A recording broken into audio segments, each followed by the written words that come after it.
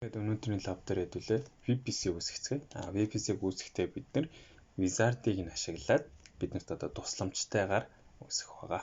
За эхлээд их маань яах вэ гэхээр Launch VPC Wizard гэдгийг дарна. Энэ маань болохоор бидний сонголтуудыг өгж байгаа гэсэн. Нэг чирхэг public subnet, public болон private. За public private-ээр нэмэх нь VPN access-тайгаар эсвэл зөвхөн private гэх мэтлэн сонголтууд байна. Хэдүүлээ хамгийн энгийн учраас public subnet-ыг үүсгэцгээе. Зөвхөн нэг чирхэг subnet гэсэн. За сонголтоо хийлээ. За seeder block буюу ерөнхийдөө ямар IP авах боломжтой байна нэрлэнэ. За Wizard-ийнхаа VPC-ийн нэрээ болохоор Wizard 1 гэдээ өгчээ. За манай public subnet маань өөрөө ийм IP-тэй байна гэд өгчээ тэ. За AZ-г болохоор 2-ын A дээр үүсгэнэ.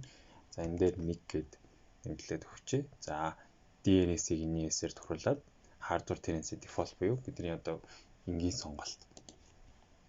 За ангингууд энэ маань болохоор бидэнд хэрэгтэй бүх юм маань бидний өмнөөс үүсгээд VPC-ийг маань үүсгээд subnet-ийг маань үүсгээд дотор нь хэрэгтэй тэр routing table болон internet gateway-г тохируулаад өгчөж байгаа.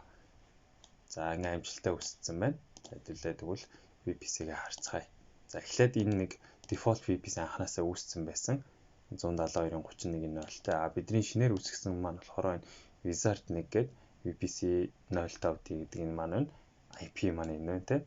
За тэгээ үргэлжлүүлээ харах юм бол ийм төрхөйтэй, ийм накалтай routing table нь энэ байна те. Тэгээд энэ маань default нь биш гэж яагаад гэвэл анханасаа үүссэн нэг нөгөө энэ болохоор бидний шинээр үүсгэж өгсөн гэсэн үг. За тэгээд VPC-г ороод харах юм бол доторх мэдээллүүд нь бас харагдж байгаа. За энэ маань бас харагдж байна те. Тэгээд бидний хувьд бол нэг subnet-тэй учраас subnet-ийг ороод харуул.